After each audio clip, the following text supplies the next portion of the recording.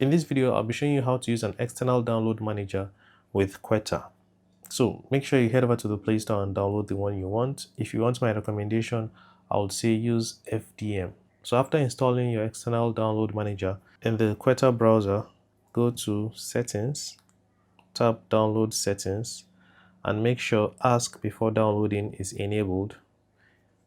Now go back, and now if you want to download anything, you'll see the option to use an external downloader. So tap it and your external downloader will open. So this is FDM. Now there's another option. If you go to Settings, Download Settings, you can actually choose the external downloader you want. But this option is if you have multiple external downloaders, then you can choose the one you want.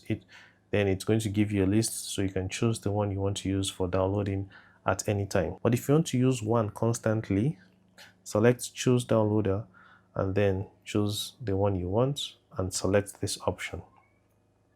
Now if I go back and let's try downloading this one, you can see it says download using external downloader. Any option I choose will bring me here. So that's how you do it. If you found the video helpful, please give it a like and subscribe for more videos like this.